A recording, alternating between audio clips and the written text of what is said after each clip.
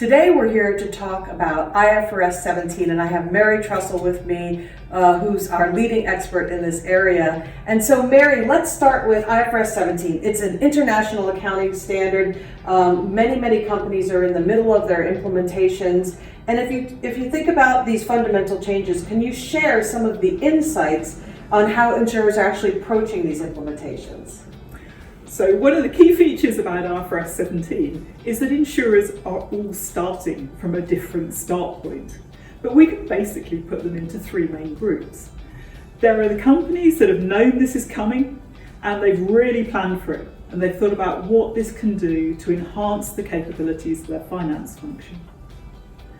We've got some who always need a bit of a nudge to get off the start line. And then we see a huge number of insurers in the middle ground who frankly are really struggling to stay ahead of this. They can see the opportunities that it presents for them, but it's just so complex and there are so many uncertainties. Yeah, for sure. Now, one of the things that recently happened, or maybe not so recently, November 2018, there was a 1-year delay given on the effective date for IFRS 17. And so companies have a little bit extra time. How are you seeing what insurers are doing to make the most of that extra time? Well, first off, that extra year of proposed deferral is all around the fact that there's some fine tuning that's going on in the standard, because this is such a fundamental change. So first off, I would say the really smart insurers have recognised that there are still more changes that they need to layer into their implementation programs. But what do I see insurers doing? Well, we talked about the ones who are recognising what this means for their finance capabilities. They're really taking the time to say, can I actually build new skills, build new capabilities, and also to practice,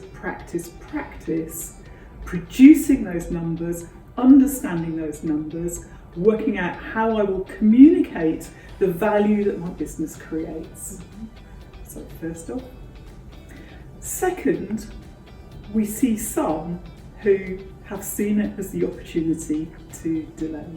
And those are the ones that I would really say the time to reset the pause button and to wake up is now. There's a lot to be done. Even with the deferral, this is a multifaceted program. It involves people with multiple skills. You know what? It involves real cultural change.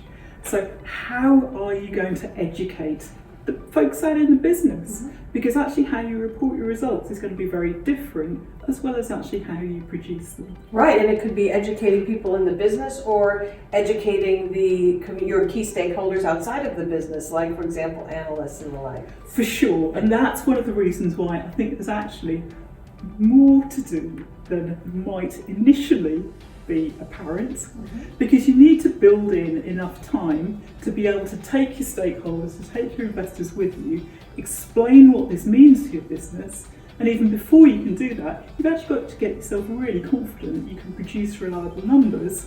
They're going to need to be audited in due course. You've got to make sure they're robust and you've got your controls in place, and by the time you've sort of backed up and you've wanted to make sure you've got your systems built, well, it's a pretty steep undertaking. Yeah, no doubt about it.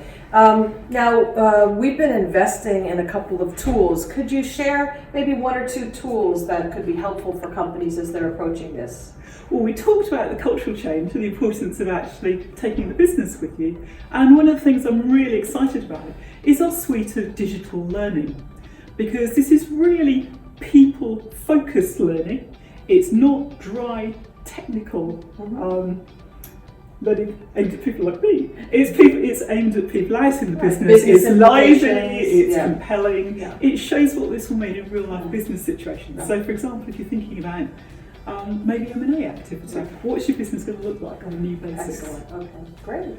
So lots of material out there. Have a look at our LinkedIn sites, have a look at our Twitter feeds, and talk to your KPMG contacts. Absolutely. And just to wrap it up then, what last piece of advice do you have for insurers as they're approaching these implementations, recognizing that insurers are at a variety of different spots along their timeline of their implementations? Well, firstly, of course, the business is changing a lot anyway. That's not standing still while these changes are unfolding. So I say, really make sure you're using the time wisely. I've talked about insurers that are making sure they're being smart in terms of building their finance capability.